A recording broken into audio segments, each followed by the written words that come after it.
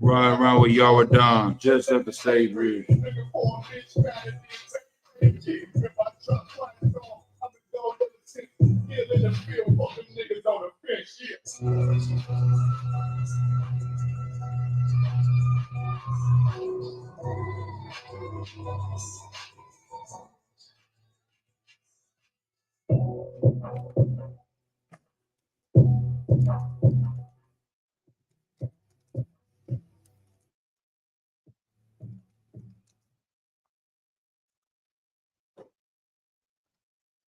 All right.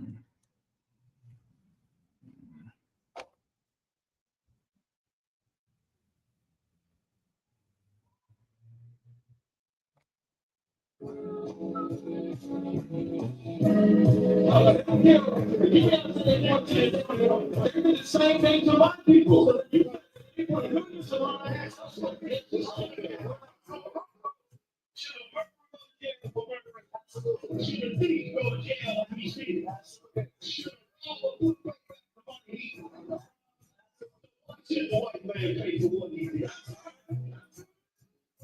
All right. You could be cool. You can cook some.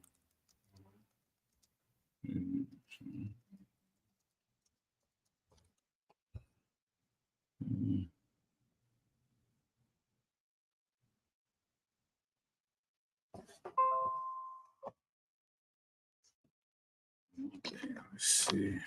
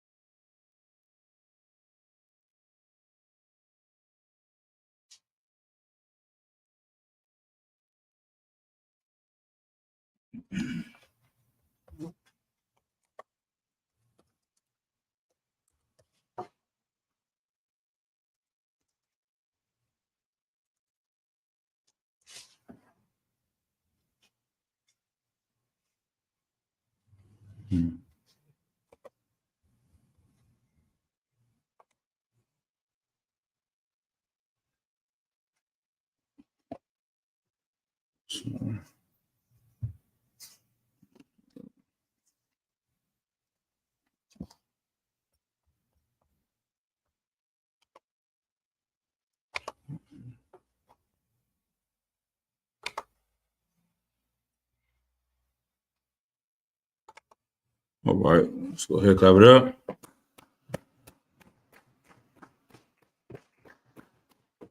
Shalom, everybody. Shalom, everyone online. You know what I'm saying? It's good to be back in the Bay. Shout out to everybody that came out to the West Coast Cookout. You understand, all the generals, all the captains, the officers, the troopers, the sisters from around the nation, the children. It was a glorious event. Commander Gihanna did an excellent lecture. Give him a hand for that. General Hyman's class was amazing. You understand? So it's also good to be back here in the Bay with y'all brothers and sisters tonight. So let's go ahead and get it in. What's the any questions online or in the room? Go ahead. So, sir, can I get a general breakdown on Revelations 17 and verse 6? All right. Revelation 17 and 6.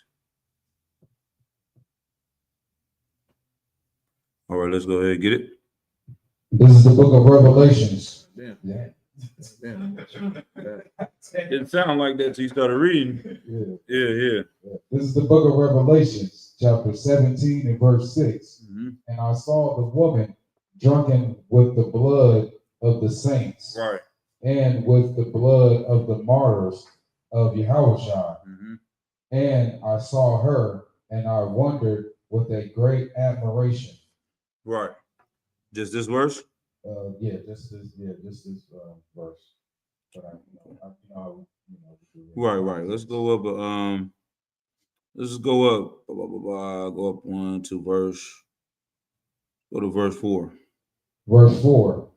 And the woman was arrayed in purple and scarlet colored, and decked with gold and precious stones and pearls, right, having a golden cup in her hand full of abominations. Damn. And filthiness of her fornication. Right. So what is this talking about? Anybody? Go ahead. It's like America. Yeah, I'm right. Get a brother hand. I mean, it's talking about America is going to be revealed to us. It calls Babylon the Great, the mother of harlots. You understand? These precepts right here show that this nation is talked about in the Bible. There could be no other nation. Like when we was at camp, what did someone try to say? That the Muslims or the Arabs are Esau. You know what I mean? They always want to change up who is who in the Bible. Now we got these Edomites in Israel. They're the real Jews. The Arabs are Esau all of a sudden. And we're Hamites. You know what I'm saying? Like everything is turned around to do what? Cause confusion. Go ahead, up. Go ahead. Oh, yeah. But what were you gonna say? Cause confusion. Right. That's what they do. That's what the white man's skill is. His best skill is his ability to lie and to hunt and kill. Those things is what Esau is great at, and it's how he's taking over the world, right? So when they say arrayed in purple, once again, that's a royal color. It's very hard for them to make that fabric or that color, right? Purple back in the days. And rich people were always associated wearing purple, which is ironic why, you know what I'm saying, IUIC wanted to choose this color. The rainbow community and rich people that didn't give a damn about poor people. America always were described as being arrayed in purple and gold and precious stones. But inside of that cup, what makes them rich and wealthy is filthiness and vileness. You understand? Like, once again, you know me. Somebody Google, I wish I had Siri or whatever the hell this thing's called. Alexa, you know what I mean? Oh, Alexa, you back on. Alexa. Thanks for letting me know. She got a smart mouth. Alexa, tell me how much money does how much money does OnlyFans make every year? From techreport.com. OnlyFans net revenue increased 617% in 2020 from the year before, reaching an impressive $358 million. 2020. Give me the number for the year 2024. That's way back in 2020. Alexa, how much money did OnlyFans generate in 2024? From CelebrityNetWorth.com. In 2024, OnlyFans generated $7.2 billion Yeah, in that's a gross big- revenue. It's a big jump. You understand? And we in 2025. So this year ain't even done. But $7 billion was generated on OnlyFans. So those women, what does it look like? The women that have made money on OnlyFans. It looks like a Louis purse. It looks like a Lamborghini. It looks like a Ferrari. It looks like a nice, beautiful home. You understand? Like it looks like a vacation. That's what you see on Instagram. But what you don't see is the disgusting filthiness they had to do in order to gain that money. You understand? So go back and read a little bit far into that verse we just had, verse 4. Verse 4. And this is why it's always like a woman, you know what I'm saying? In America, you get to see, it's kind of easy for us to understand that, like, okay, you see this woman that has all these great things, but you know what it means to be a whore and have nice things. You understand? They don't come easily. That's why America's always compared to like a whore in that way, because everything is for sale in America. Go ahead. And the woman was arrayed in purple and scarlet color, Mhm. and decorated with gold and precious stones, Right. and pearls, having a golden cup in her hand, Mhm. full of abominations of filthiness of her fornication. Right. Read verse 5. Verse 5. And upon her forehead was a name written, Mystery Babylon, the Great, the mother of harlots. The mother of what? The mother of harlots. Right. So not only is it America literally is the mother of whores. Like whoredom has been taken to another level in America. There's no other nation. The internet, you know what I'm saying? They talk about space age pimping. America has developed, they say it's the oldest profession, right?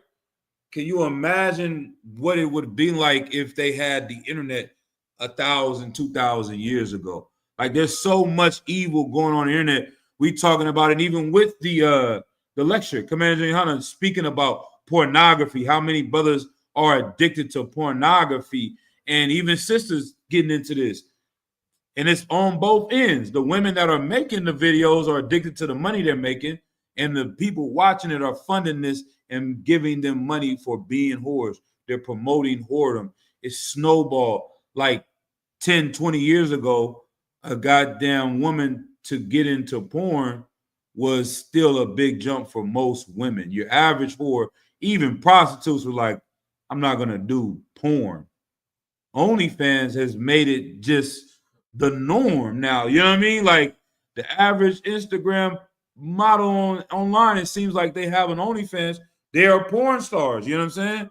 They have just made it the norm. So not only is America the mother of harlots in that sense, in the spiritual sense, it's the mother of whores or harlots.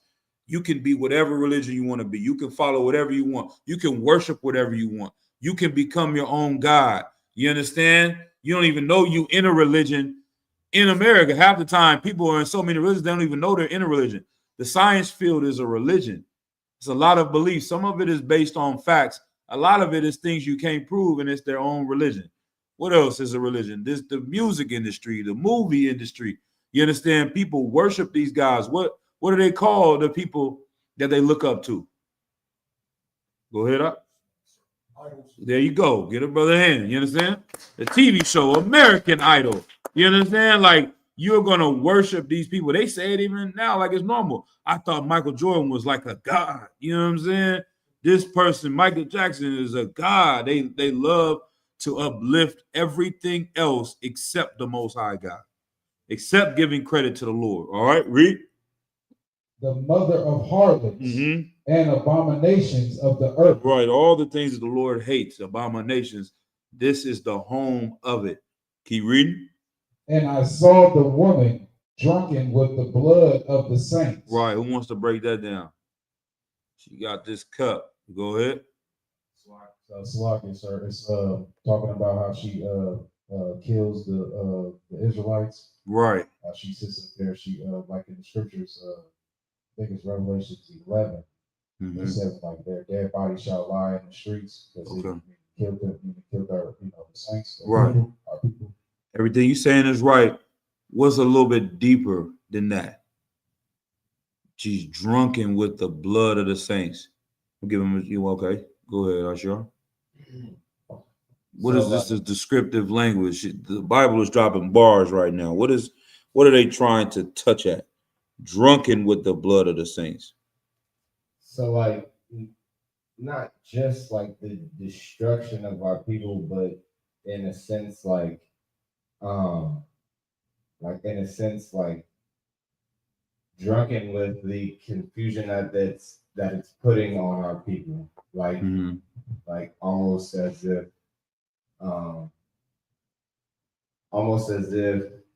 when like how a demon gets to, rejoice and doing and get joy in having somebody do wrong. Okay. That is of our people. Okay. I kind of see where you're going. You want to take a shot at Nayat? Like, sir, yeah, it was probably like the same ballpark with his, but I mean, she was drunken because that's her main goal was to defile the Most High's chosen people. Mm-hmm. What are okay, one more time. Go ahead. Slovakia, like she's drunken in the sense of she can't get enough of us, like she's infatuated with us, Okay. wanting to kill us, destroy us. Damn. Okay. Now you get into that, you know what I mean? So it's always good to just imagine the metaphor that's being had and then see what it's saying too, if that makes sense. So, like, what does somebody act like when they're drunk? There's a word, they say belligerent, loud. You know what I'm saying? They always want to fight somebody. People that get drunk, they want to revel and argue with somebody. They just sloppy all over the place. Like America has become drunken. You get what they call it, drunk muscles, or what, you know what I mean? Drunk courage. You know what I mean? You get all this courage all of a sudden. What makes America have courage is the blood of the saints, of the martyrs, of Christ. You understand? Like America knows that the biggest threat to this nation is the children of Israel learning who they are, following the law, statutes, and commandments, and Christ coming and putting an end to this empire. You understand? So they have to keep killing the saints in order to get their power. You know what I mean? So read it again from the top. Verse 6, yep. Verse 6. And I saw the woman drunken with blood, drunken with the blood of the saints, and with the blood of the martyrs of Yahushua. And when I saw her, I wondered with a great admiration. Verse 7. And the angel said unto me, wherefore doesn't thou marvel? I will tell thee the mystery of the woman and of the beast that carrieth her, which have the 7 heads and 10 horns. Mm-hmm. Verse 8. Yeah, go ahead. Verse 8. The beast that thou sawest was and is not, and shall ascend out of the bottomless pit. Right. So this empire, it was, then it fell off, and then it rose back again. You understand? The Babylonian Empire was, it fell off, it was rebirthed in America.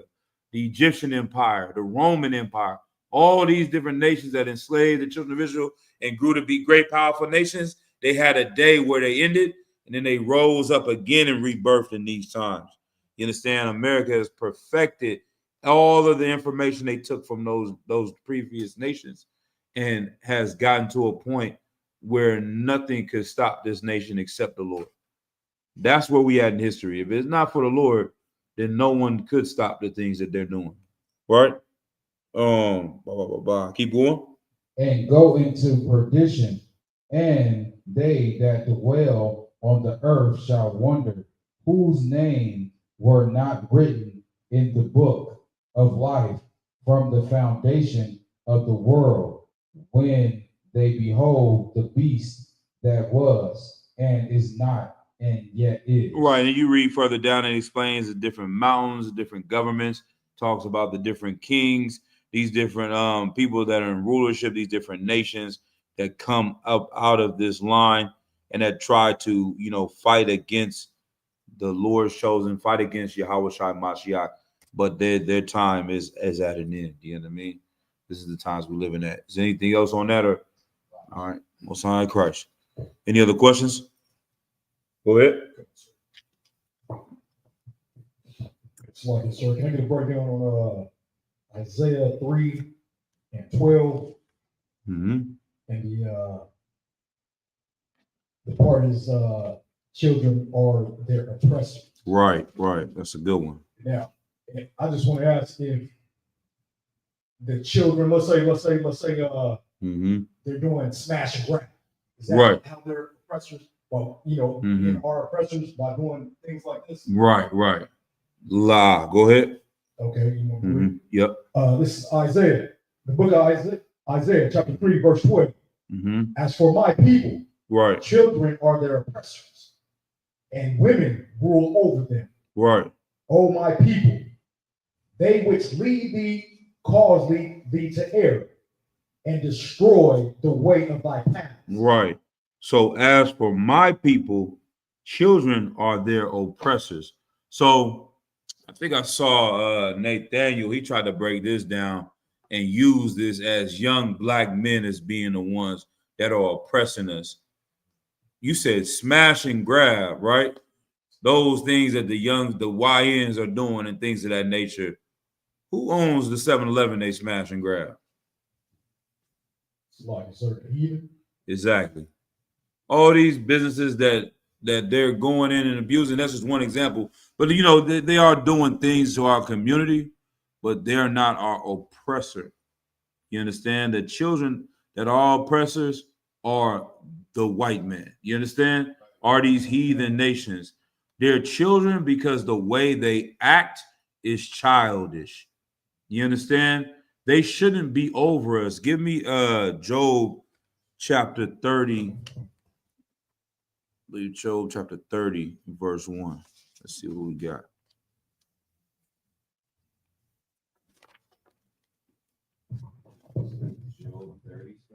Yeah, let me see if that's what I want. This is the book of Job, chapter 30, verse 1. But now, Mm-hmm. they that are younger than I, Right. it's like they that are younger than I Mm-hmm. have me in derision. Right, in derision. That's like laughing. They're looking down on you. They're laughing at you. The ones that came after you didn't have power, weren't in rulership. We taught these heathens how to bathe and how to, read and write and do all these things. Now they're looking down upon the children of Israel like we are nothing. When King Solomon had a glorious empire that, the world has never seen. You know what I mean? But now these people that were at the bottom, they have us in derision and look down on us. Keep going. Whose fathers I would have disdained to have set with the dogs of my flock. Good night. What does that mean? Go ahead. Esau is a dog. Mm-hmm. That's why I'm taking from that. Like, Esau is like a dog. Even Christ said Esau is like a dog. So, like, saying like their fathers, like, I would consider them as dogs. Like I'm getting this correct. So, That's part of it. You almost there. Anybody else want to take a shot at it? Whose fathers I would have disdained to have set with the dogs of my flock. Go ahead, sis. So you in first.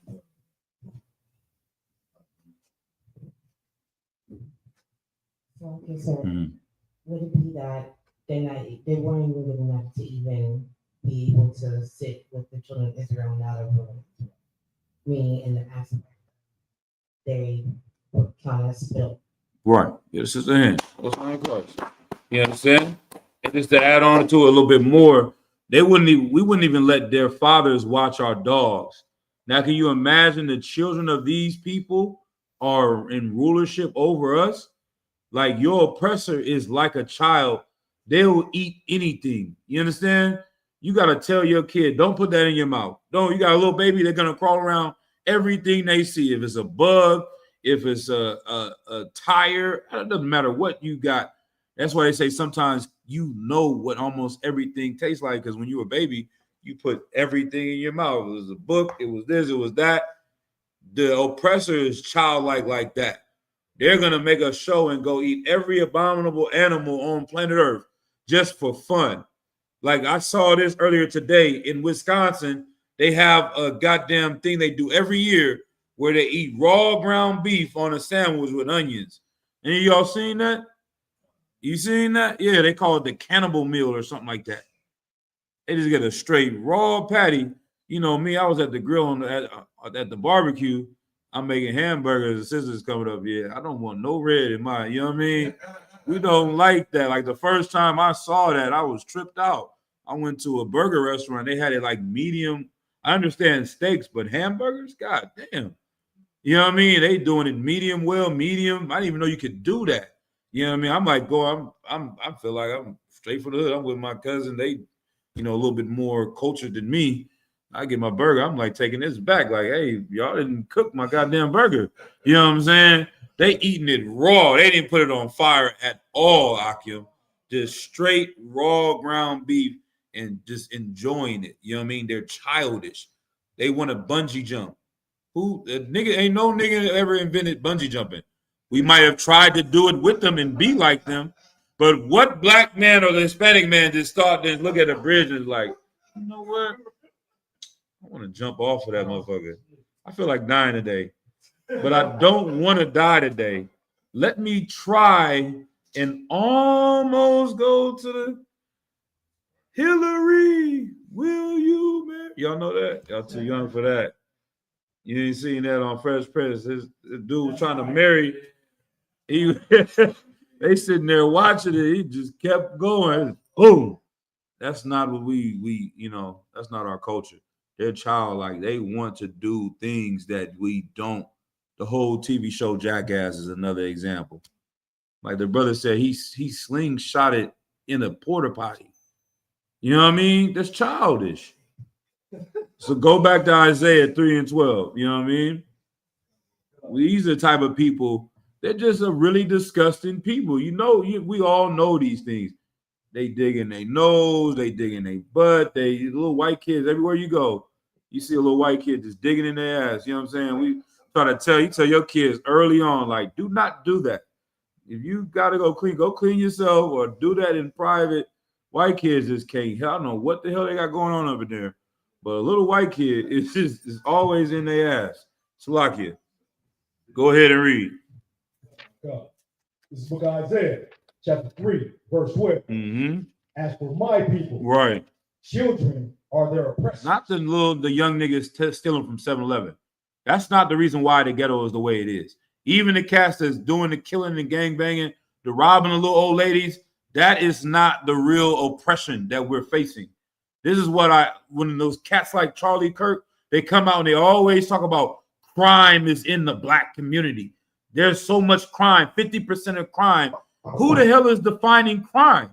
Why don't you define the person on Wall Street that took $500 million last year as a criminal? How is the nigga stealing from CVS just as bad? And not just as bad, he's worse. Because they never take them to jail that are on Wall Street doing these crimes.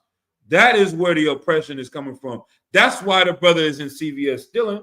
That's why these kids are going to 7-Eleven doing smash and grabs, is because all the money and resources taken out of our community, and we poor, we ignorant, the education system, they don't put money into that. So you wonder why we acting like this is because children are oppressors. You understand? People that, if they were even a little bit of wise, they would treat us better than the way they treat us. You understand? They're so greedy and selfish. That's another thing about someone being immature, about your oppressor. When you're a baby doesn't care about anyone else. The younger a child is, the less they care about anyone outside of themselves. You understand? You think about a newborn, all they want is food, change me, you know what I'm saying? Let me sleep, let me burp, whatever. That's it. Everyone is to serve them. You get a little bit older, you start to say, okay, let me worry about this person. That's why kids don't want to share their toys. You have to teach them how to do these things. The oppressor, they can't understand sharing.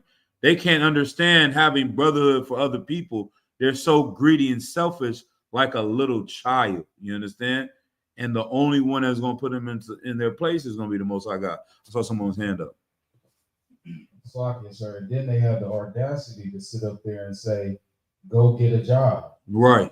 When the unemployment rate for Black people is right now 7.5%. And it could be higher because they haven't even released none of the new data yet. Right. That was only in August. So, you know what I mean? That for one, we are working, you know what I mean? And working is not working. Like it's the more hours we work, it seems like the less money we have. You know what I mean? That's what they love to keep us in that state because they could pay us more. But they feel like if you have more money, more freedom, you would start to want more from them. And they like, nah, we got to keep you just enough to pay your rent, just enough to pay for your gas, just enough to buy your food. And that is where we keep you, hungry and still needing us, a paycheck away from being homeless. You know what I mean? And so that's how they keep their power. You know what I mean? So that's the children. Go ahead.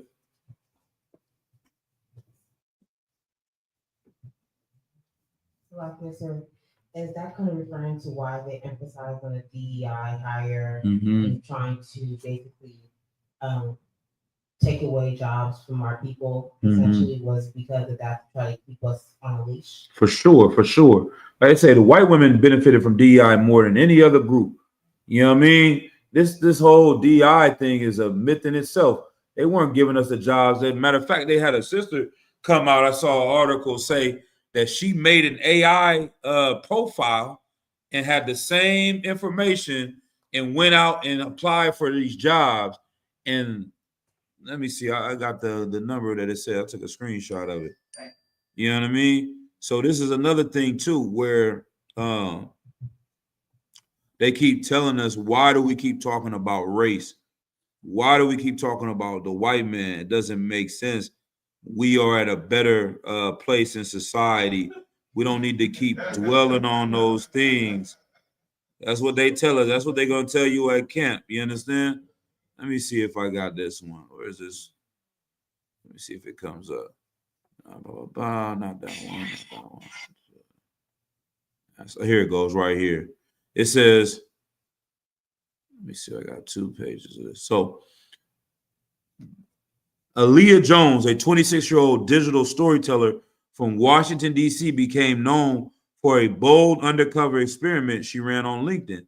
Frustrated by her own struggles getting job callbacks, she created a fake profile named Emily Osborne, an AI-generated white woman with the exact same resume, experience, and skills that she had. Her goal was to test whether her identity alone was affecting her hiring outcomes. Over the course of 8 months, she submitted more than 300 job applications using both her real identity and the Emily profile. The results were stark.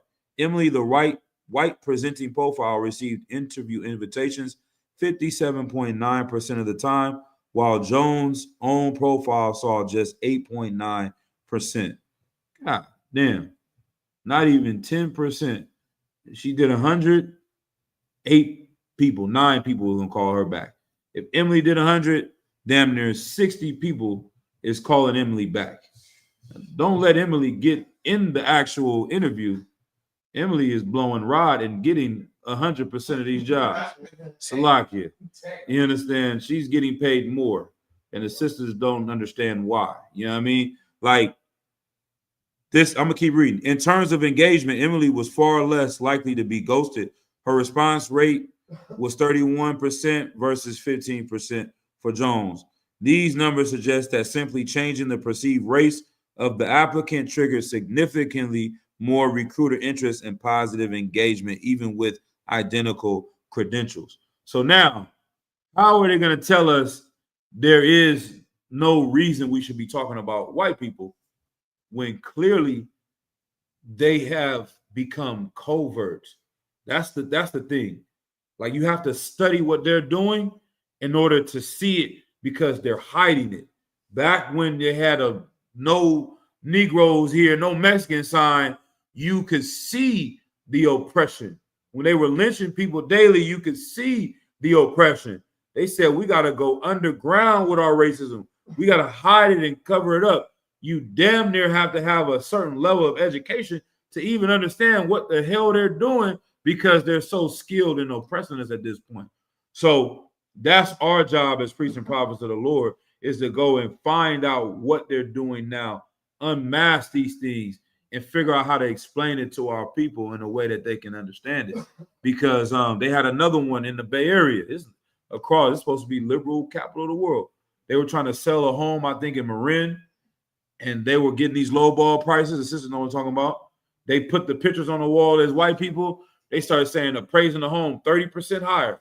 You got an extra $100,000, $200,000 on the value of your home because they believe that white people live here. So they're doing these things and helping each other out, and we don't see it, and then we just act like we're all equal.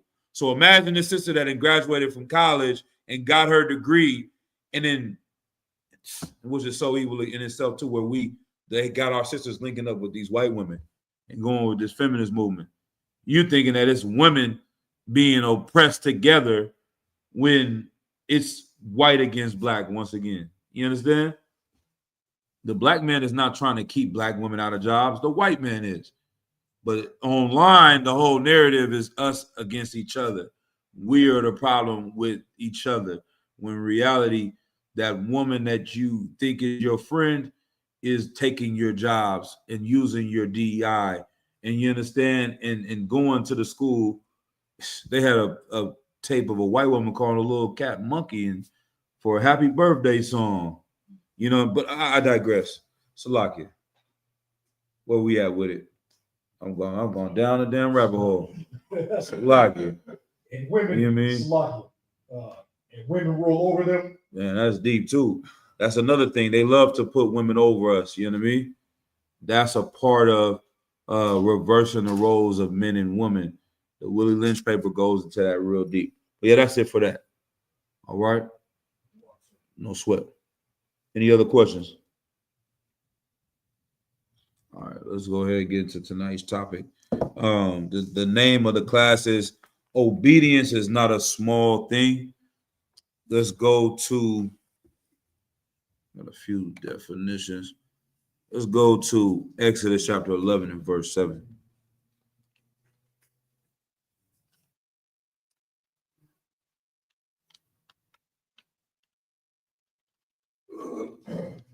Exodus chapter 11 and verse 7. Whoever got it, go ahead and read it.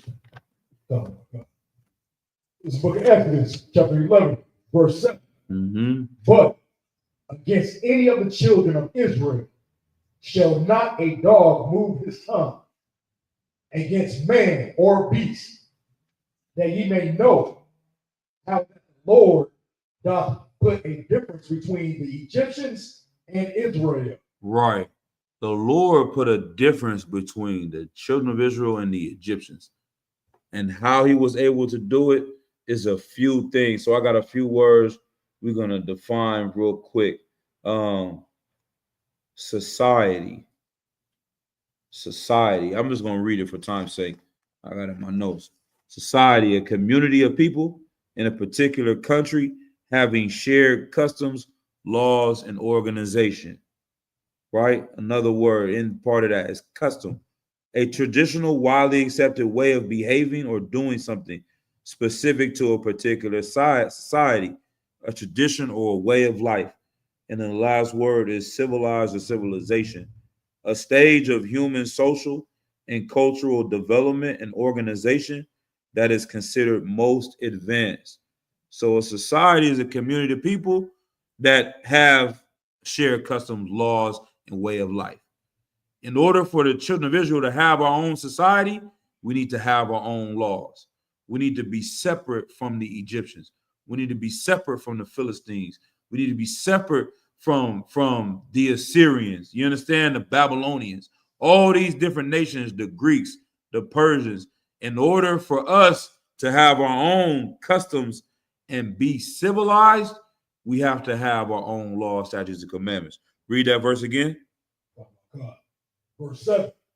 But against any of the children of Israel shall not a dog move his tongue against man or beast, that ye may know how that the Lord doth put a difference between the Egyptians and Israel. Right. So he did everything in the Lord's power, teaching Moses these laws to separate us from the Egyptians. And then we get in 2010, 2013, and everybody want to be from Kemet. Everybody want to be Egyptian. Everyone wears the ankh. They got it tatted on them. You understand? Isn't it ironic that niggas want to be Egyptians out of all the nations on earth? You understand? Like, even they tell us we come out of West Africa. Like, the people in West Africa don't say that from my regulation. They don't really say that they're just, if anybody's saying they're Egyptians, it's the Nubians and the people that's in, you know what I mean, Eastern Africa. They have some affinity to them. But we are supposed to be from West Africa, and we want to claim Egypt. You know what I mean? It don't even add up according to the fake story.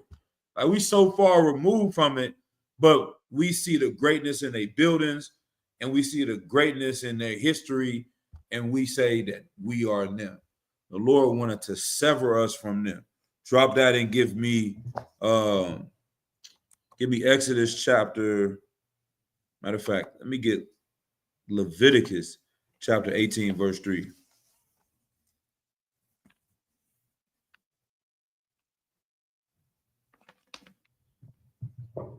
This book of Leviticus, chapter 18, verse 3.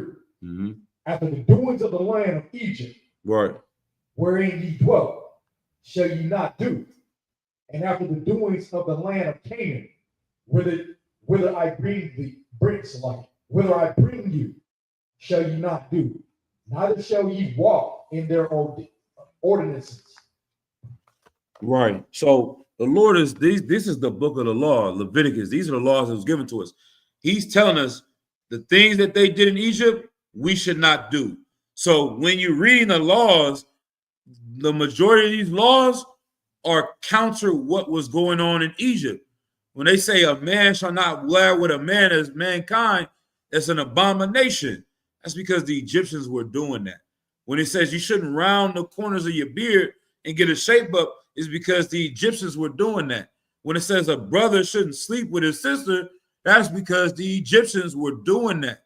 Everything was to separate us from them, to give us power in our own people, our own nation. And this is the reason why we, as blacks and Latinos, are at the bottom of everything, because we're trying to fit into every other nation. When we follow them, they become rulers over us. The brother saw somebody walking yesterday with Bruce Lee. In the 70s, niggas wanted to be Asian so bad. You know what I'm saying? I don't know if it's like a new resurgence with anime now a little bit, but in the 70s, for sure, Bruce Lee, you couldn't tell brothers that he wasn't a nigga. You know what I'm saying? Like, something about Bruce Lee. And I like Bruce Lee's movie just like the next man, you know what I mean? But coming to the truth, I know he's not an Israelite. I know he's not our people. And I know that a nigga really could kick his ass. You know what I'm saying? They talk about Michael J. White. They got offended that they said he could beat Bruce Lee up. And it's like they're cracking what? On topic from the first question with the Whore of Babylon. When people say that this black man could beat up Bruce Lee, they're destroying what for people? Go ahead. Not quite. Not quite. Go ahead. It's like the confidence. No. Who was Bruce Lee to them? It was already an answer. Somebody already answered earlier. He was a Power structure or power figure in a sense. Yep. There's another word for it. He became their another word. We said it already. God. There you go. I'll take that. They're God. You know what I'm saying? They're idol. You know what I mean? They worshiping Bruce Lee. He's all powerful. To say that this nigga could come and whoop his ass, it's like you're talking about their God. So the Asian community came out against that. Now, I saw one of them be honest in the interview. He said, Black men have natural strength, natural size. They're already physically capable. The reason why they created all these martial arts was so that this small group of people could defeat a larger group of people. So yes, this cat knowing the same thing that Bruce Lee knows, he should win. You know what I'm saying? But they didn't want him to say these things because it recertified to them why they shouldn't teach Black people how to do these things. You understand? But these things that we look up to them, we try to go so far into their culture, and they're already taking our money with the Chinese restaurants. They're already running the damn hair salon and the nail salon in our communities. They're already taking everything out of our community, and then we're trying to be like them. We end up serving them. You see what I'm saying? The Lord is saying, to hell with Bruce Lee. Follow Michael J. White. You understand? Follow these different men that learn the Yah Karab. You understand? Develop your own things, because for one, that's not what's going to save you. The Lord is what's going to save you. But that's our biggest power. You know what I mean? We call the Lord our power, because our source of what allowed us to defeat all the armies was the Most High God. And how we get the Most High God on our side is obeying him and following these laws, statutes, and commandments. The sidebar, going the last thing I'll talk about this martial arts and stuff. General Muhammad talked about, I don't know if y'all heard this story, about him wanting to go and study martial arts. You understand? None of y'all ain't heard this one. You heard it? I think You might have heard it a little bit. he actually went in there and Yeah. So yeah, he got to the So he said, he asked Commander Jenny Hanna, he said, so like it, sir, I want to, go and study these martial arts so, I can help brothers out and teach them these certain things. And Commander Jenny Hanna was like, you don't need to do that. You already whooping niggas' ass. You don't need to go in there and learn nothing from the heathens. You know what I'm saying? He's like, sir, I just want to see and get some information, tactics, and learn from him. He said, all right, like no sweat, it ain't no sin. Go ahead and see what they got to offer. I guess General Muhammad went down there and was practicing or studying with the dojo master or whatever. And he said he must have got to sparring with him and punched the dude so hard he farted. You know what I'm saying? He said after that, he said, I didn't go back to that class no more.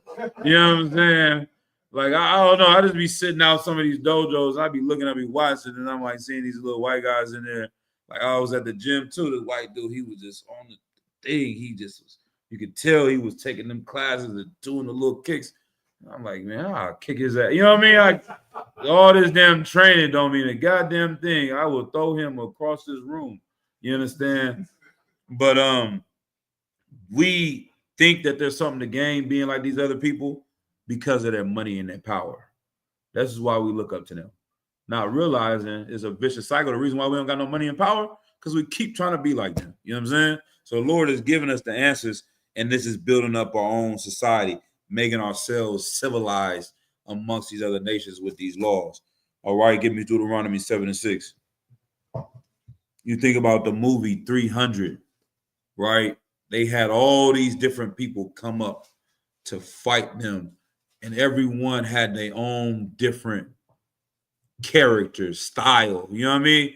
The untouchable, what they call them? It was like they came with the mask or whatever. I don't know what they was called, but it was like these people were to put fear in you. Then they had another tribe of people come up, and the 300 people would try to fight. You could tell who was who, but because they all dressed the same, they all moved the same. You know what I'm saying? Go ahead. I think they eventually ended up losing to the Assyrians. Okay. The Assyrians ended up defeating the 300. Right. A lot of people think that a lot of people think that the Israelites were the 300, the Spartans, but they're not. He was a part of the Assyrian army. That's why we ended up beating them. Damn, that's heavy. I never put that two and two together. But that's another thing too. A lot of these times in these armies, just like today, that's how you know it's nothing new under the sun. The majority of the people in the American military are blacks and Hispanics, and they use the Native Americans' language to defeat the in World War II, the Navajo language and stuff like that. You know what I mean? They always lean on us in order to make a way. The Tuskegee Airmen, these white boys couldn't fly them planes and do nothing.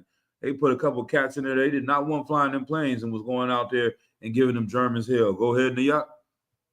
Like you said, as far as the military, us being in the military, what you say the percentage is about 75? I'm gonna say it's probably about 50 if you combine blacks and Latinos. Okay. I think Esau is about 50%, and I would say blacks and Latinos together will make up the other 50%. You understand? Yep. But yeah, in 300 you had all these different tribes though, and you could tell who was who because they would always do something to set them apart. Whether it's a gang or a sports team, the teams have their colors in order to separate who's on my team and who's the enemy. You know what I mean? They have certain games in basketball when the colors are so similar, the dude starts passing the ball to, or I forgot, they say like they don't want the men on the sideline to wear white shirts because the away team, however it is set up, the dudes will start passing the ball to the other team that's sitting on the sideline because he's standing up and he's looking similar to the person on their team because the colors are similar. You know what I'm saying? Like, in order to know who your enemies are and your ops are, you have to have a sharp distinction of who is over here and who's over there. We have tried to become friends with everyone, and we are trying to pass the ball to people that are not on our team. They're not trying to pass us the ball. Chinese people are not trying to, they may let their kids listen to a little rap music, but they're not saying go and actually do business with black people and help enrich black people. They'll never teach their kids that. You understand? They teach their kids to do business with their people, with their nation, and they don't feel guilty about it. We are the only ones that are shamed when we try to do things for our own people. Anybody got any comments on that? I sure see your eyes. You know what I'm saying? Thinking of something. No, I was just thinking about this question that Samad asked me earlier. Mm-hmm. It's like, how this is like a side blow. No, go ahead. Let's get down. You know what I mean? How he was like y'all don't gangbang up here Mm-hmm. in Northern California. Like that.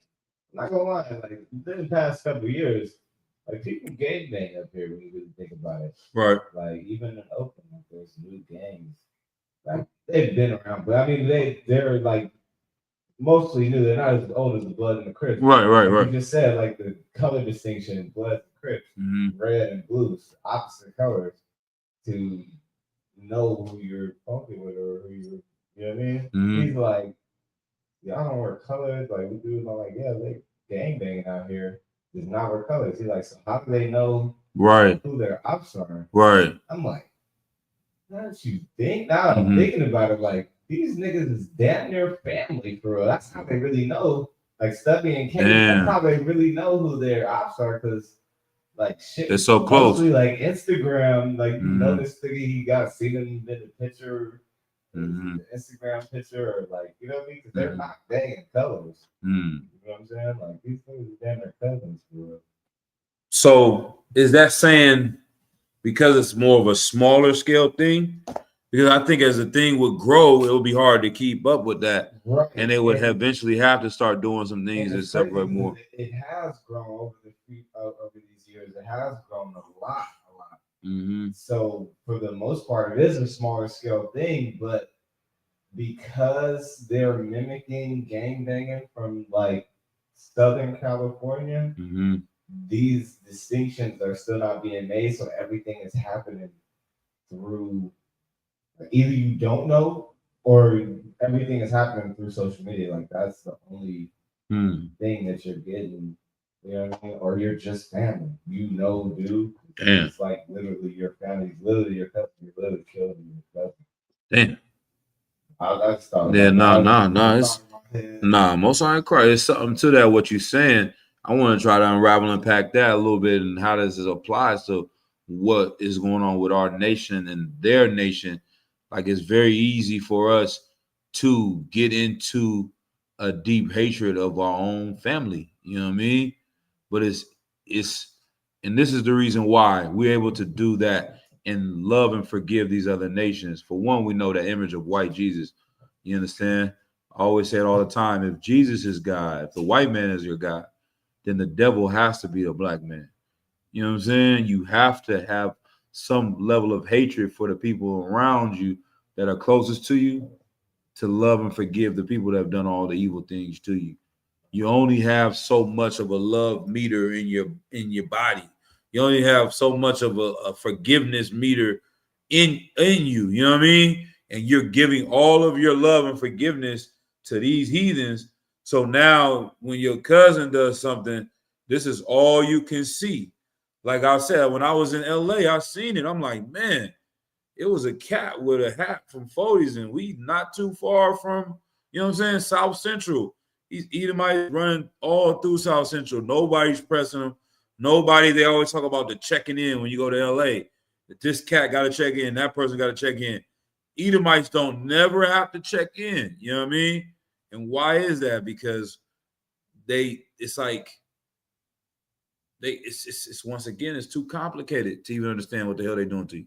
Like, you can't even see what they're doing to you to even be mad at them. Right. You know what I mean? So this is our job, to figure out how to show our people what the hell are doing. And those things, those different studies, you go out, find them and bring them and show them that this is not something that happened in the 1940s, but it's going on right now. That sister was wise to do it. She may not be in the truth, but the Lord put a spirit on her to go out and see what these devils are doing. Like, who would have thought of that? Just make an AI white woman and boom, you see how much more, 60%, 6 out of you know what I'm saying, 10 callbacks versus you only getting, you know what I mean, 8%. That's crazy numbers. But this sister then gone to school the same amount of time, done the same amount of work. Probably, not even probably, we know better than her, but she's not getting these opportunities and turning around and wondering why she's so frustrated. But this is why our job is important here in the UPK once again too, is we don't matter if we had an education or not. That sister's got to learn to say, you are an idiot. Right. You know what I'm saying? You are a dummy. No one's going to tell you the truth. Am I become your enemy because I tell you the truth? Sister, you are out your goddamn mind. You got 10 degrees. You still don't understand that this person is your enemy. It doesn't matter how smart you are. We are men. We are made to go to war. We can see an enemy. Y'all need to tone the way y'all talking to people, and why y'all so rough with it. We trying to build a goddamn army. We're not trying to build the Boy Scouts. Not trying to make the new version of the male version of the Girl Scouts and go out and kick it. We need soldiers in here, because that's the thing the black community is missing protection. And you thinking that you are smart and educated, not knowing that these goddamn devils are going to war with you. That white woman is not your friend. She's your enemy. She's plotting on your job. She's getting you on her side to make her job a whole lot easier. You know what I'm saying? Like, they always say that, well, a man makes $1, a woman only makes 70% or whatever. Y'all heard that? You know, the stats, 70 cents to every dollar a man makes is what a woman makes. I want the study to come out and see if y'all brothers find it out. I'm looking into it my damn self. How much money does a white woman make compared to a black woman? How much does a white woman make compared to a black man? Because if it was about men versus women, how the hell does a white woman make more money than a black man? You understand what I'm saying? They're telling you men make more money than women, and that's the problem. But how is it that white women over here are making more money than black men over here? It don't make no sense. But these dum-dums are following this, and they want to fight us over here. Once again, the same thing with the gangbang. So I could go ahead, sis.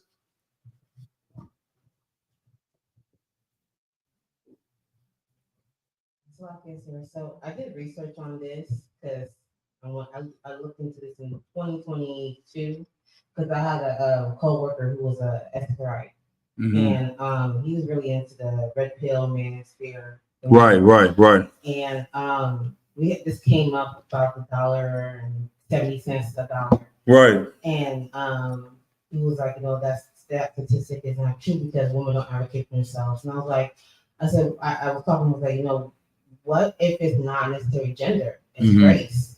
So I brought the stats and I said, with that research, when you go deeper into it, that 70 cents Black women make about 45 cents to that compared Damn. to white women. Damn. Dollar spectrum. And Right. Hispanic women make even less, Damn. more towards 40 cents. And that was in 2022. That's stat. And an Asian woman actually made closer to 65 cents. Hmm. And so they broke it down by race. It was a sample size that wasn't that big, but it was still a sample size. And then white men obviously make $1, and then compared to black men compared to white men, black men are making close to, I believe it was 45 cents to $1 to white men, Right. and to white women they're making 70 cents, and Damn. black men are making 45 cents. Right. So black women and black men are making about the same amount compared to white women. Damn. So white women are still over and oppressing black men and black women. And Hispanic men make close to about, depending on the age, it'd be from 40 cents to 45 cents. Man. Those men gets the income tends to get higher. Man, get a sister in here, man.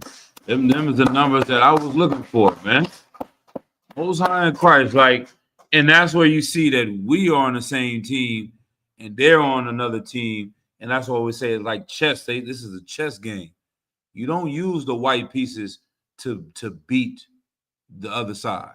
If you on the black side, you on the black side. You got to use your pawns, your bishop, your queen, your, you know what I'm saying, rooks in order to win the game. You can't go over and hop on the other side and say that this white piece needs to help you win the game. That's what they're trying to do, and make a coalition of white women and black women against men, when in reality, white women support white men, and they know the real war is about race. You understand? I got one for maybe if I can find that. Somebody has something, I'll pull on next precept. Go ahead, Doc. I just want to tell Sly, sir. I just want to tell you this quick story real quick. You know, back in early 2000s, I was working at a bank as a mail courier, right? Right. And you know, my supervisor, he graduated from San Jose State. Okay. All right. And I actually, you know what I'm saying, when he had to take, I mean, the job was rigorous.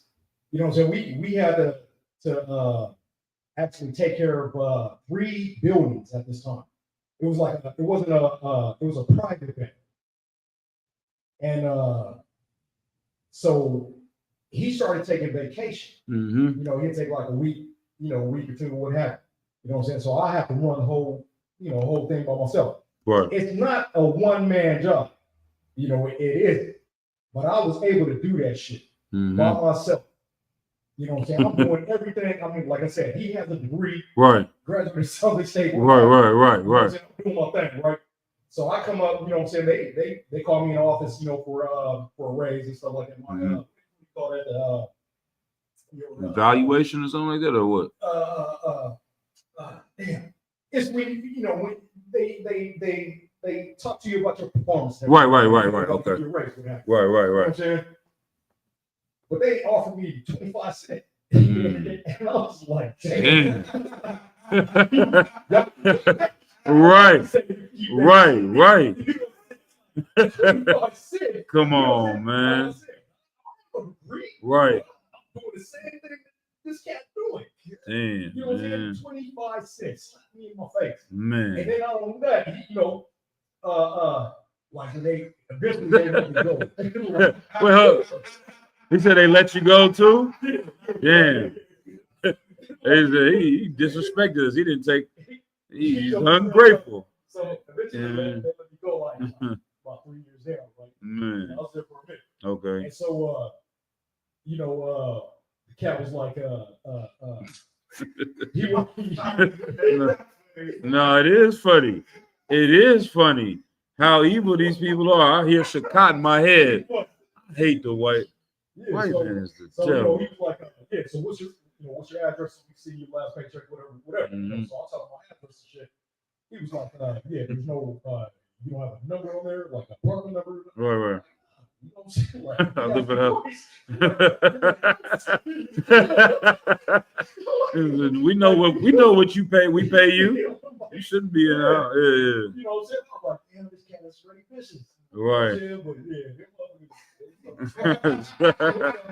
Yeah, man. Get a brother a hand, man, for seeing who the devil is live and direct, man. Man, they're dead serious with that too, man. That 25 cents, that 50 cents, they feel like they're doing something and giving you that, you know what I mean? It's ridiculous. And then you wonder why cats is out here selling drugs. You know what I'm saying? Like, it's disrespectful the way they try to do, brothers. Like you said, you're doing the same job as them and more, and somebody else over here. And that's another thing. So even there's got more stats on that. Sisters that doing the same job is getting paid lesser. They don't get the raises. They don't offer them the money. They know that they can just take advantage of them because they don't have any protection. You understand? And that's where the soldiers should come into play. That's where we should be coming up with our plans on how we can survive without them. You know what I mean? So it's not just about not eating pork. You know what I mean? We can not eat pork because the Lord said it. That's the main reason not to eat pork. But just imagine if it was so important to us that we now need more restaurants for our people to go to, that we can say kosher just like they do. Instead, you know what I mean? This is going to be Yasharallah approved. This clothing, all these things should be geared towards our culture to empower us. And you see it even within the UPK on smaller scales. Like I said, going to our Passovers, a lot of brothers are able to make some good money when the businesses that they create at Passovers, at these barbecues. You understand? And even to the point like Captain Tazariak, when I came into school, he was working. At first, he said he had a good slavery. He did some things that wasn't wise, lost his slavery. You know what I mean? Then he had another solid slavery, but now he doesn't work. He can do full work of the Lord. He sells his oils, and the nation supports him. He not only created a really good product, but he has, brothers and sisters around the nation that want to purchase from him. So he has internalized what white people like to say in the book. We have an ecosystem. You know what I'm saying? This is he buys shirts from him and he buys the oil from him and it goes around, and that's how it's supposed to be. You know what I mean? So they can keep their goddamn 25 cents, you know what I mean? But let's see. Now this is what I got for y'all. Oh, yeah, this, and then we'll go to our precepts. It's these comedians, man. Sometimes they touch on some things very heavy when it talks about these white women and privilege. This is a guy named Bill Burr. He's a kind of cat I'll have doing comedy for me in the kingdom. You know what I'm saying? This Edomite is funny. Let me see if I can plug back. Oh, I was never plugged in. Can you unplug your Bluetooth real quick? I don't have it hooked up, and I don't think, for time's sake, I won't worry about hooking it up to the speaker right now. We don't got the cord right here. So Bluetooth disconnected. just gonna play it. Aaron. Let me see if mine connects to it real quick. But this is a joke, but it's really the truth in what he's saying. Let me see. I had no idea how difficult it was to be a white woman in the United States of America. Really, it's really difficult. Always bitching. Do you have any idea what it's like to be me? Well, I imagine it would be slightly less awesome than my life.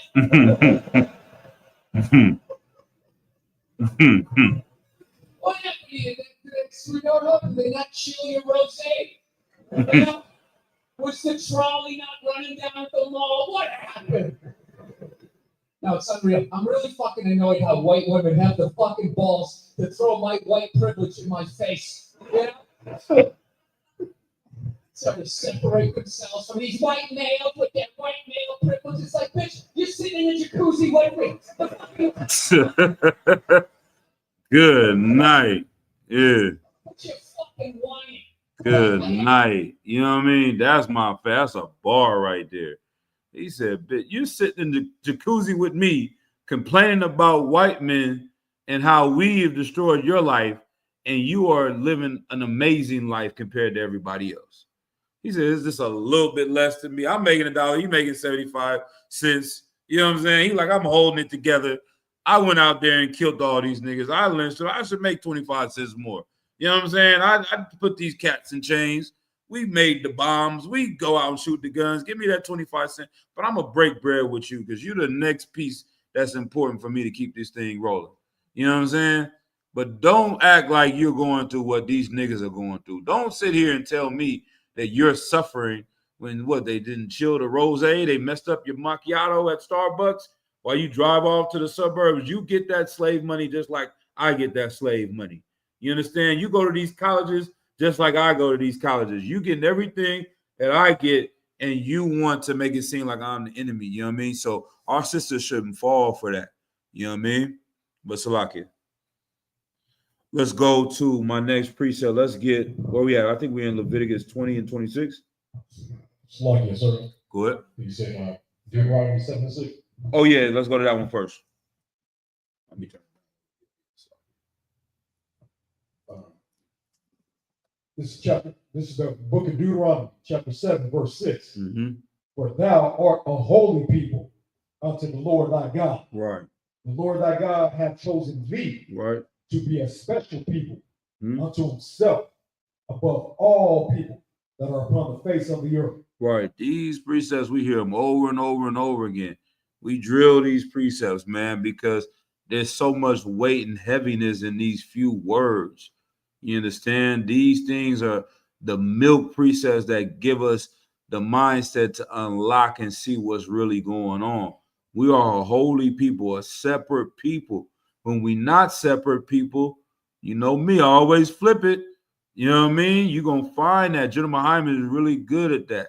I've been looking into this and studying this and understanding how does he come up with these things in these classes, man. And I'm just going down a rabbit hole. It's called rhetorical inversion or something like that. Like you can pull out something heavy by showing the opposite of it. They said that the what was it he said? He said something about the Latinos that, okay, this was an example of it. He said there was a white man that was supposed to go to prison, and the judge said he was too good to go to prison. So if he's too good to go to prison, then by default, who should be able to go to prison? Niggas, you understand? Spicks, savages. This place is made for us. Just by you saying this white man can't go here. Well, if the Bible is saying thou art an holy people, you are a separate people unto the Lord thy God. When you don't separate yourself from other people, we become an evil people. We become a wicked people unto the Lord our God, Satan. You understand? That's who we follow. That's who we worship. And you see all manner of wickedness in our communities, all these abortions, all these different things that we see that come out of our nation because we don't want to follow these things. We don't want to be who we really are, a separate and holy nation. Can you read? Verse 7. Okay. I think that's it. That's 2 I'm on that. Is there any more on 6? I'll cut it off. I think the battery might be dead. It's too wild. Then we're just gonna go. I ain't worried about it. Just read loud. It's too wild. Don't worry about it. We get closer in the class. We're just gonna. Yep. All right. Let's go to Leviticus 20 and 26. Baruch Shah. This book of Leviticus, chapter 20, verse 6.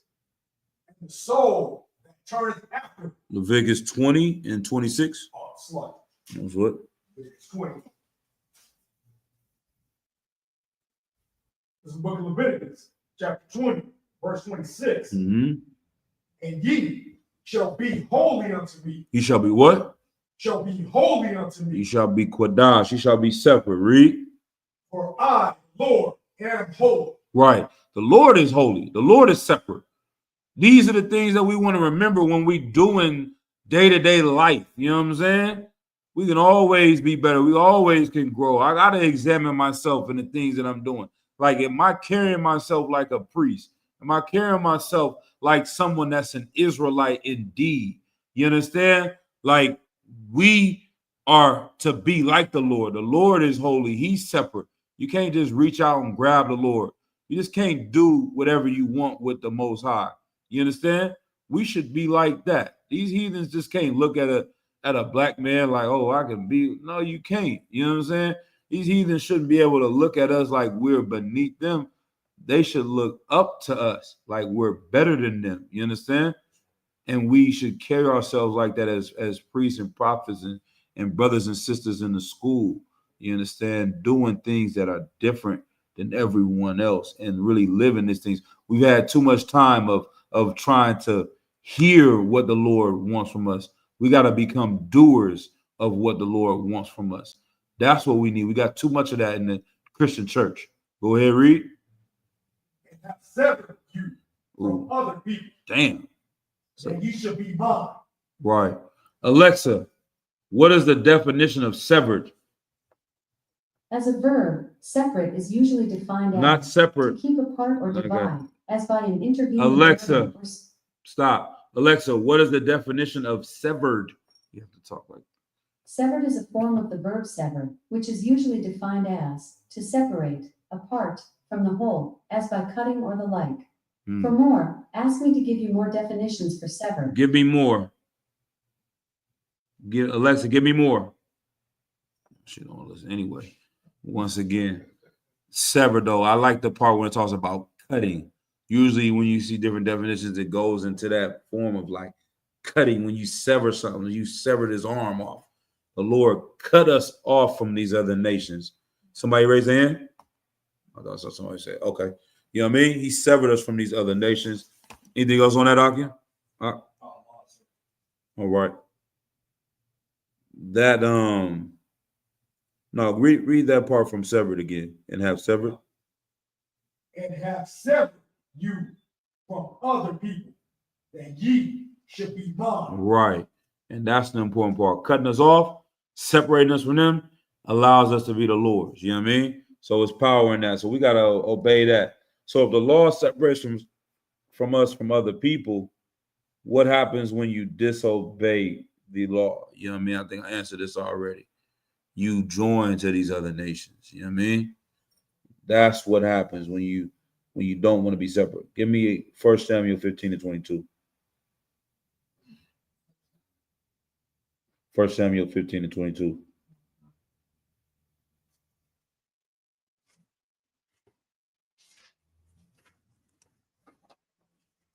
This is book of 1 Samuel, chapter 15, verse 22. Mm-hmm. Samuel said, the Lord hath great delight in burnt offerings and sacrifices, Mm-hmm.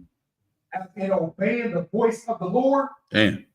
Behold, to obey is better than sacrifice. It's better. Yes. To obey is better than sacrifice. Go ahead, break it down to y'all. You know, slugging. I mean, because you can sacrifice a faulty thing. Mm-hmm. You know what I'm saying? Something that the Lord doesn't want. You know, just like Samuel's sons, as a matter of fact, you know, they were, you know, giving people the fat of the meat.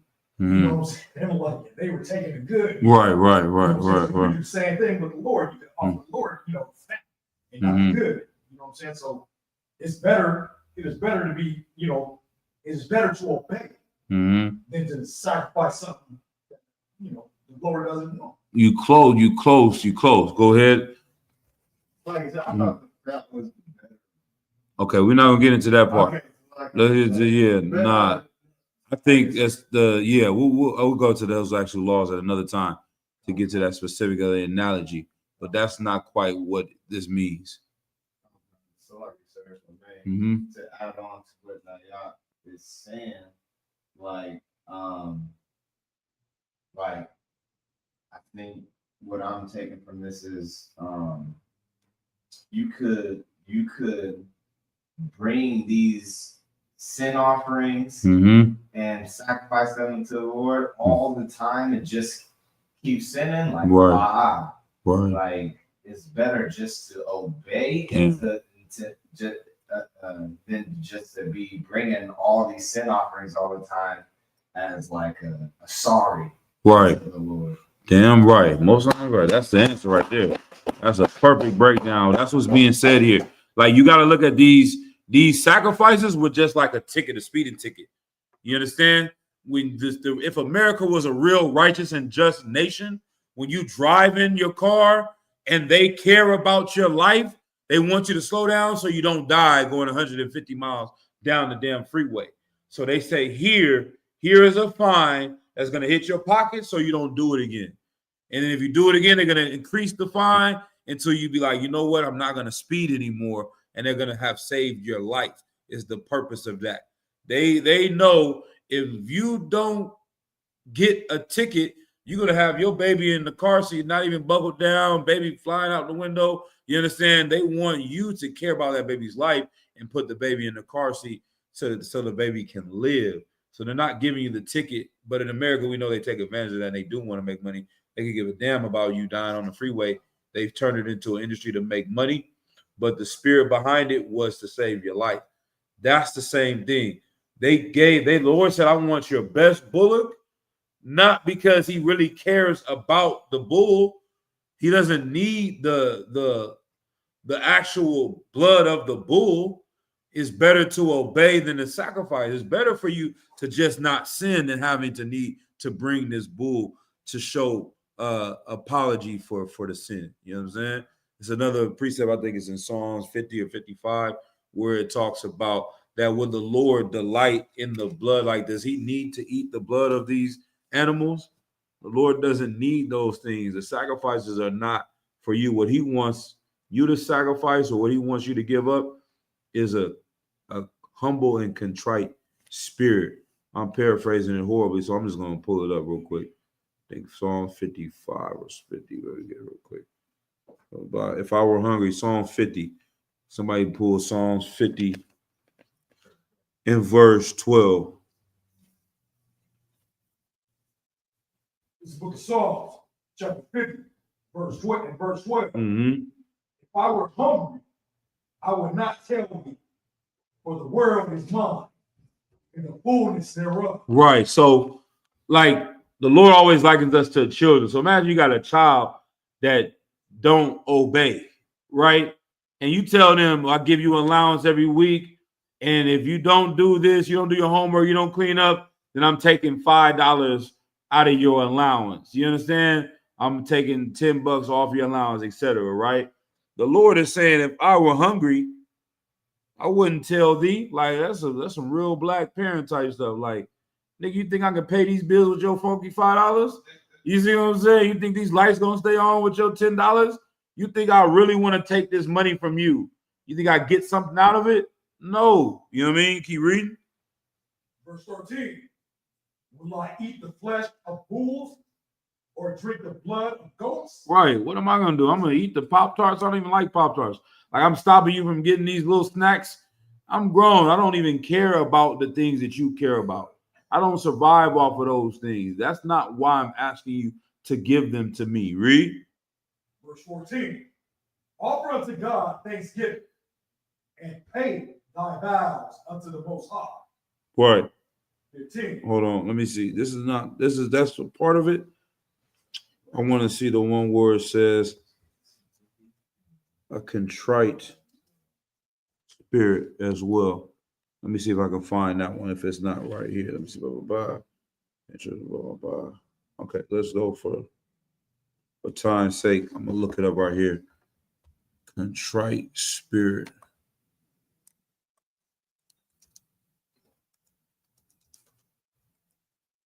Contrite spirit, KJV. It's gonna be Psalms 51 and 17. That's right there. Start at verse 16. This is the book of Psalms, chapter 51, verse 16. Mm-hmm. For thou desirest not sacrifice, Right. else would I give it.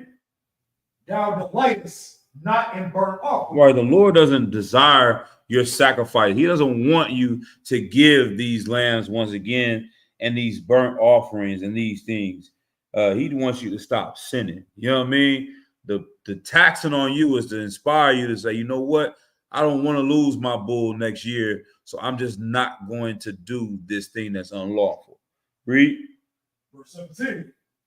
The sacrifices of God are a broken spirit, Mm-hmm. a broken and a contrite heart.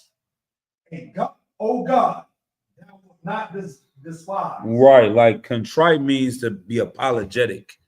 You understand? In the Catholic Church, I think they have it called the acts of contrition. You understand? When you are contrite, you are apologetic for what you've done wrong. He wants you to have a broken and contrite spirit. And matter of fact, I'm going all over the place, but these precepts is coming to me as we go on. Give me Isaiah 64 and verse 4. You understand? This is something that we have to know as we come into the truth. Verse 6, actually, Isaiah 64 and 6.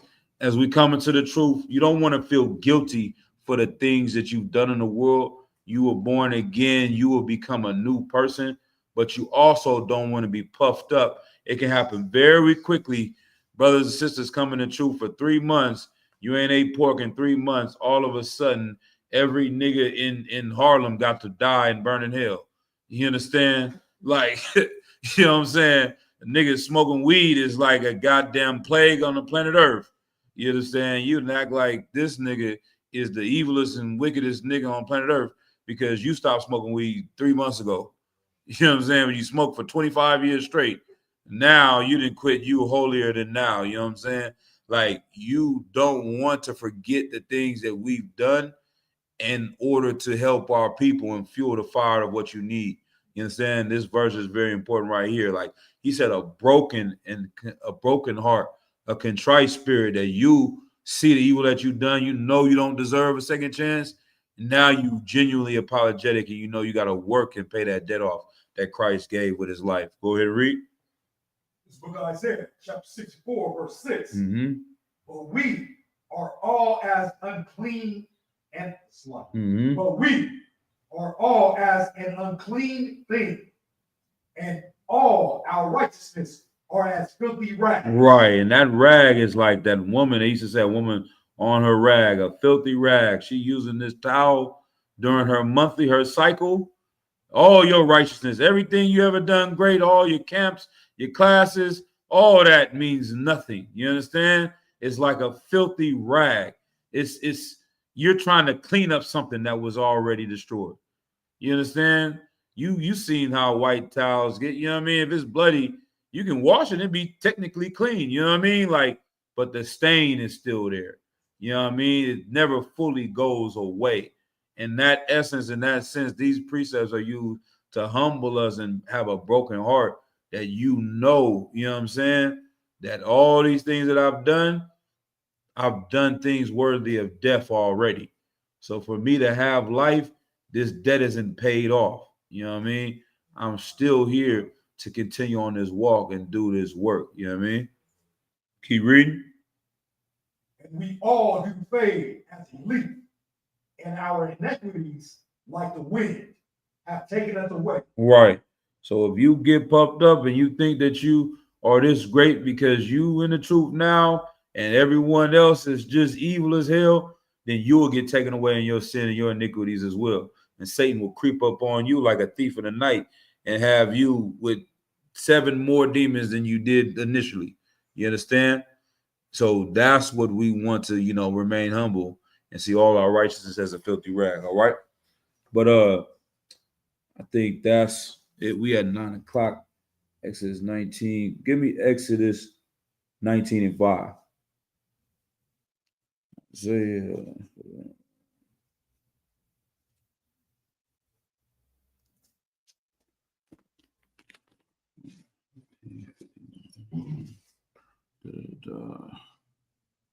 Go ahead when you got it. This book of Exodus, chapter 19, verse 5. Now therefore, if ye will obey my voice indeed, and keep my covenant, then ye shall be a peculiar treasure unto me above all people. For all the earth is mine. Alexa, give me the definition of peculiar. It's another good word. As an adjective, peculiar is usually defined as strange, Queer, odd. Damn. As a noun, like that one. peculiar is usually defined as Alexa. property or privilege belonging exclusively or Alexa, characteristically- stop. Alexa, learn how to be more black. Can you train yourself? We need an AI. You know what I mean? You gotta train your AI. They say you can train your AI. Alexa, learn how to become more black and Hispanic and Latino, Native American. We don't, that's queer, wild. That's not what the Lord meant for sure. Even with that though, the homosexuals are taking that word. You know what I'm saying? It's really not their word. They didn't use it and destroy that word too. They destroy everything they touch. You know what I mean? But peculiar. I want to see if that comes up on Google. I don't know what's up with Alexa. Alexa be having some weird. If I Google peculiar definition, if it don't say queer, then the white man is training this Alexa to be strange, odd, unusual. This is the first thing that comes up on Google. Unusual, odd, funny, curious, bizarre, weird. Not one distinctive, different individual. None of it has queer on here, right? You know what I mean? So, yeah, I think this is how they do us. We're gonna get rid of Alexa. Who was the other one? Siri. Who was the competitor? You know what I mean? Chatbot. We gotta go with something else around here. But you know what I mean? But read it again, Salaki. It's the book of Exodus, chapter 19, verse 5. Mm-hmm. Now, therefore, ye will obey my voice indeed, Right. and keep my covenant. Right. Then ye shall be a peculiar treasure. Well, in other words, a strange treasure. One more time. You shall be a peculiar treasure. Unusual treasure. You understand? A bizarre treasure, distinctive. You understand? We're going to be different from everyone on planet Earth once we follow and obey the Lord. You know what I mean? Keep going. Unto me above all people, for all the earth is mine. Right. And that's what gives us our power. So now our job is, once again, prove us wrong. That's what Charlie Kirk loves saying. Prove us wrong that these laws, statutes, and commandments don't make you a better people than everyone else. Show me something else that makes a nation of people superior, and then they'll have an argument. You understand? But morally, these laws are superior than any other laws on the land. You know what I mean? It doesn't matter what they're doing in China. They got all this money, wealth, and power, but they molesting children in China left and right. You know what I'm saying? They abusing women. They are aborting babies. They're doing all manner of wickedness, selling opium, smoking opium, eating all types of animals people shouldn't eat. The dogs can't wait for Christ to return in China. And Chinese dogs is praying that this Negro comes back. You know what I mean? They will be free when he is out of rulership over there. But that's what makes us strange. And it's sad. That's how you know we live in an evil world. That's the last thing I say. It's strange. Us being righteous is strange. Like that's what your kids gonna go through. You know what I'm saying?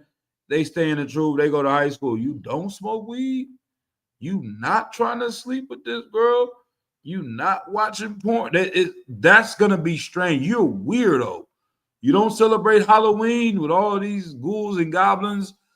You're strange to them because they are so lust-filled and evil. You know what I mean? And this is a place that the Lord built. He like, the earth is mine. Why I feel uncomfortable here? You know what I'm saying? Christ feel uncomfortable coming to planet Earth. He like, man, we got to start killing some things around here and clean up. We got the land needs to be cleansed. There's so much evil and wickedness going on here. The Lord created a place, and it's like he don't want to be here. You know what I'm saying? This just got to get cleaned the hell up. You know what I mean? But that's it on that. You know what I mean? I'm not gonna push it any further than this. Anybody got any other comments about the class? Anything else before we wrap it up? Go ahead, please. Slightly, sir, but yeah, I got a dictionary with like strong concordance in the Bible. Mhm. So that peculiar Okay. treasure, it's 54, 59. Okay. It says peculiar. proper, good, special. Damn. That's what it is. That's deep too. When proper gives it another sense and spirit behind that. Like we are peculiar people, we are proper people. You know what I'm saying? We're not loose like the child in Isaiah you were reading. Children are very loose. This is talking about earlier today, man. It was I can't bring up nothing around this brother. You know, man, DK, he gonna be. How did you find that out? I gotta hear about it for the next. The young men are oppressing us. Jeremiah, the young man is oppressing me. You know what I'm saying? That's my brother, though, man. I love that brother, man. But I seen an interview on YouTube. It was I don't know how I saw it, but it was a porn star named Pinky from a long time ago. And she said that for some reason she was having trouble in her career or something because the young cats they desensitized to the stuff they see on Instagram every day. They see naked women so much or wearing thongs that they can't even perform because they're seeing these images all day, every day. You understand? And it's like for us to not be proper, you know what I'm saying? Like women, the attire they wore in our culture is modest, you know what I'm saying? But we have become desensitized to these things that now men can't even deal with their women, you know what I mean? This is what the lecture was about, that this has become so normal. But the prior to that, if you never seen anything all of the time, brother, when you do see something, you're gonna be ready. You know what I'm saying?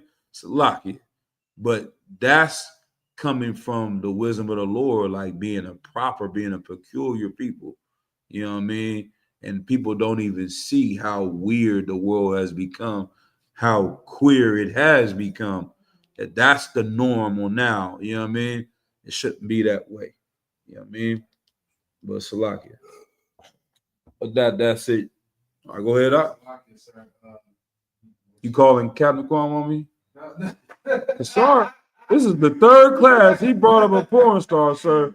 I'm starting to have questions.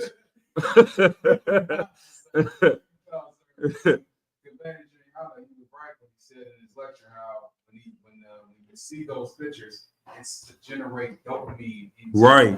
Getting that dopamine hit. Right. It was I don't know who I was bringing it out to, but I was telling someone that that every time you they brought out a study that every time you are on your phone on social media and you constantly doing this swipe, it actually gives a dopamine hit to the brain every single time.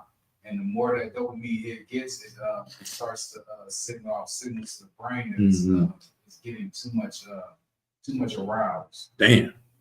No, that makes a lot of sense, you know. And that addiction is just like cocaine. That's why they say they have those little pictures where they show like Instagram and the needle. It's like this is the new crack, the new heroin. Because I've definitely seen it with these old women making these naked pictures, Tony Braxton, whoever. You gotta be addicted to these likes. You know what I mean? Somebody liking your picture gives you a high that you can't get anywhere else. You know what I mean? You don't care if your husband like you. You care if 50,000 strangers like you. You know, that means more to you. These brothers, everything they're going out, they going to jail over the gram. Cats is snitching on themselves to get some fame online. That is a hell of a drug. Like the heroin addict looking at you like, yeah, I know I'm on the streets and I'm on meth and I'm on this. But I never just went online and sent myself to jail. Like just because to get high, you know what I mean? Like I tried to hide it a little bit so I could stay free. You know what I mean? You don't even give a damn just for people to say they like you and say that they, you know who you are. You know what I mean? That's a different level of evil right there. And they put all of their money into it. Literally, Silicon Valley, where we live, billions and billions and billions and billions of dollars are invested in keeping people addicted to these things. And so, like he said, we got to be soldiers. That's the one thing that stood out to me. He said, you can't have somebody, you not on your job, on your guard, and let somebody in the back door into your family, into your house. We got to be at war, not just with guns, you know what I'm saying, and physically fighting. We got to be spiritually minded and see this war that they having to attack our families. So let's take those things into account, and let's, within our own zone, build more time, not only with our families individually, but collectively together, you understand, and build that brotherhood and sisterhood together. You got something else? I was on 6 o'clock yesterday, what you bringing out really heavy, but that's why the scripture said the weapons of our warfare are not carnal, Right. but spiritual. Right. Damn right. You know where to find it?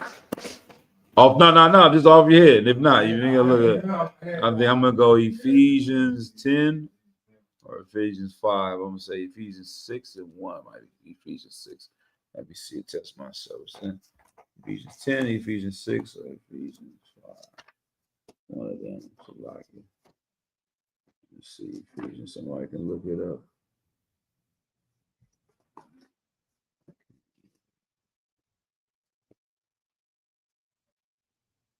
The weapons of our warfare are not carnal. There is no 10, so there we go. Am I right? I'm thinking of the. No, maybe I'm wrong altogether. I'm thinking of, we wrestle not against flesh and blood. But that's not it. Somebody go ahead and look it up then.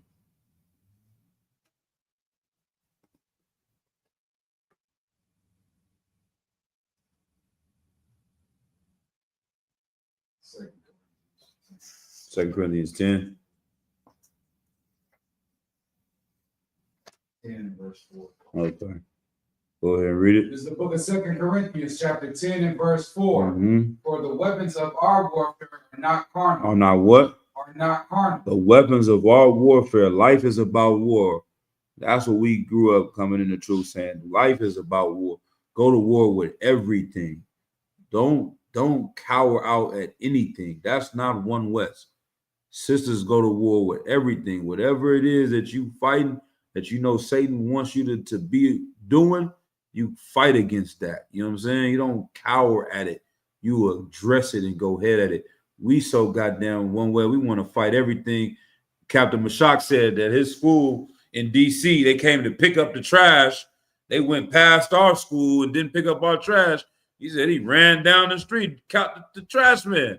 You're going to pick up our trash like you pick up everybody else's trash. You know what I mean? Like, he said, you get a ticket. Don't just take the ticket, man. Go to the damn courtroom and fight that ticket. You know what I'm saying? Like, everything we do, we want to go to war with. You know what I mean? Because that's what soldiers do. We want to fight. We want a reason. You know what I mean? So, but our weapons are not carnal. We're not seeing life as just, we're going to kill with this gun, because there's so many other battles and fronts that we can win on, and they're actually more important than that. That's what Christ understood.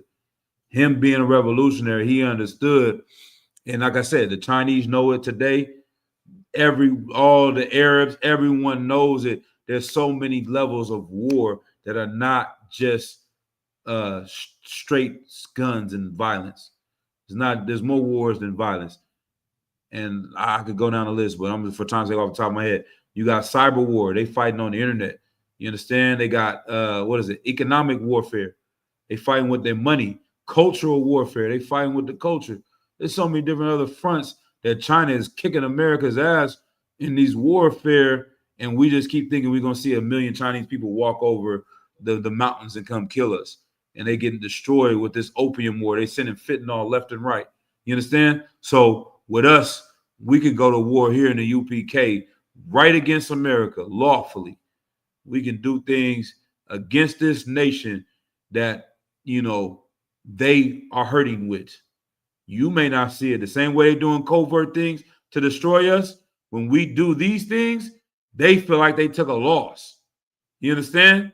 Somebody was supposed to have this brother in their prison making money off of this brother. Somebody was supposed to have you selling dope to somebody else's family member. You see what I'm saying? Somebody's supposed to have, now I keep pointing out, brother, you're supposed to be beating some woman's ass, you know what I'm saying? And destroying your family, you know what I mean? But you come into the truth and learn a better way of life, you know what I'm saying? Some sister that's in this school is supposed to have 3 abortions right now. She didn't have. Instead, she got 3 children running around. That devil is taking losses left and right, and it's harmful to his empire. You know what I'm saying? All of us supposed to celebrate Christmas this year. All of us supposed to celebrate Halloween. They're taking losses left and right by us not partaking and putting our spirit into that. You know what I mean? Was there anything else on that one? I think going to the next, or that was the last verse. But mighty through God Mhm. to the pulling down of strongholds, Right. casting down images, Mhm. and every high thing that exalteth itself against the knowledge of God, and bringing into captivity Damn. every thought to the obedience of Christ. And what's the title of the class? That was not a planned precept. Obedience is not a small thing. That's a perfect precept to leave on that. And I'm bringing this one out at camp this week. You understand? Like casting down imaginations and all these images, this white Jesus. We got to throw that down. Every high thing that exalts itself. These people that feel great in America, like a Charlie Kirk, the next one, the Lord be with him. You know what I mean? You know what I mean? Because you can exalt yourself into a high place and the Lord is going to humble you. You understand? And all these things and bringing into captivity every thought to obedience of Christ. Like we're not going to have a choice. We see the changing of the guard. We see the sign of the times. We see the future. That's why we say you priests and prophets of the Lord, because other people can't see where things are going, and they are set in their mind that things have to go this way. But it's like, this is the last, I know I keep saying the last thing. We had 20 minutes now. But goddamn, man, if you were in an empire and you knew Genghis Khan is coming, imagine being whoever one of the lands Genghis Khan conquered. They say he was in Turkey or India. Let's say he was in India. Imagine if you heard about Genghis Khan coming to conquer India, and you said, you know what? I'm about to start making some connections with them Mongolians. You know what I'm saying? I'm gonna get prepared for this emperor to come. You know what I mean? And everybody else, like, man, if you don't do what Bangladesh, the East Indian dude, say do, this Elamite, you know what I'm saying? You're gonna get killed.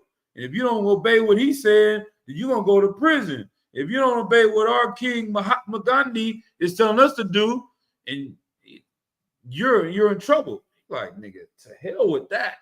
I see who's coming down the road. Genghis Khan gonna destroy all this. I want to be great in that empire. I want to be great in that kingdom.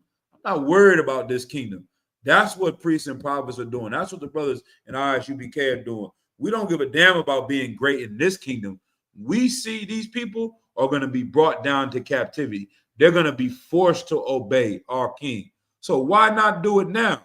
Why not get on board now? You're not going to be able to eat pork in the kingdom. You're not going to be on Pornhub in the kingdom. You're not going to have an OnlyFans in the kingdom. You're not going to be having abortions in the kingdom. You're not going to be selling dope. You're not going to be gangbanging. Why not stop now? Why not get on board now? Why not get ahead of the curve and see where things are going? Read the goddamn writings on the wall. Read what's going on in Revelations. See what this Bible has been prophesying, that everything that it says is going to happen is happening. Why not get on board now? Because you're not going to have a choice later on. You understand? He's going to bring you to obedience. He's going to bring you to captivity, and you're going to have to obey then. So we getting on board now. You understand? So with that, we're going to salute the class. Shalom, Yahbashim Ashar, Brakathum to all the brothers. Yahweh Shema, Thambashim Ashar to all the sisters. All right. All right.